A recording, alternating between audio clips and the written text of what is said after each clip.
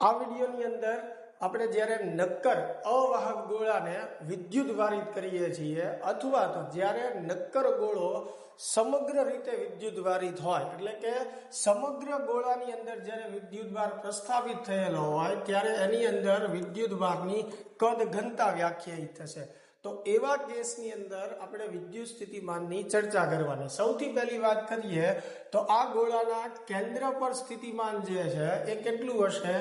3kq/2r જેટલું કેન્દ્ર પર સ્થિતિમાન કેટલું થશે? 3kq/2r જેટલું।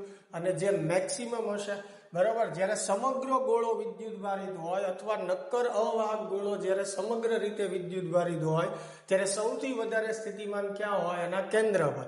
કેપિટલ આર જે છે એ ગોળાની ત્રિજ્યા છે, કેપિટલ ક્યુ જે છે એ ગોળાનો કુલ વિદ્યુત ભાર છે। આ ક્યાંની વાત કરીએ આપણે? કેન્દ્રની। હવે જો અંદરના ભાગમાં આપણે વાત કરીએ એટલે કે ગોળાના કેન્દ્રથી થોડે દૂર અંદર કોઈ પણ બિંદુએ આપણે સ્થિતિમાન મેળવવું હોય તો અંદરની બાજુ સ્થિતિમાનનું સૂત્ર થશે K/2r3 કૌંસની અંદર 3r² - સ્મોલ r²। હવે સ્મોલ r² જે છે એ શું દર્શાવે છે? ગોળાના કેન્દ્રથી જે બિંદુએ આપણે સ્થિતિમાન મેળવવું છે એ બિંદુનું સ્થિતિમાન। તો અંદરની તરફ સ્થિતિમાનનું સૂત્ર થઈ ગયું। હવે જો સપાટી પર આપણે વાત કરીએ તો સપાટી પર સ્થિતિમાન થશે kq/r જેટલું। અહીંયા કેપિટલ આર આવે છે, જ્યાં કેપિટલ આર જે છે એ ગોળાની ત્રિજ્યા છે।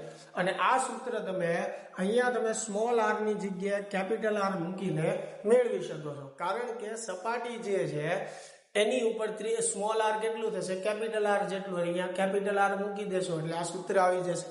હવે જો બહારના ભાગમાં મેળવવું હોય તો સૂત્ર થશે kq/સ્મોલ આર। હવે સ્મોલ આર શું છે? તો કે ગોળાના કેન્દ્રથી બહારની તરફ જે બિંદુ છે એનું અંતર છે, એટલે બહારની તરફ જે છે એ અંતરના વ્યસ્ત સંબંધમાં છે।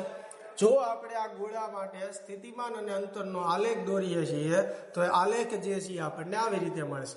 કેન્દ્રમાં સૌથી વધારે હશે, ત્યારબાદ ક્રમશઃ જે છે એ ઘટતું જશે। તો ખાસ આ આપણને મદદરૂપ થશે। મળીએ હવે નેક્સ્ટ વિડીયોમાં।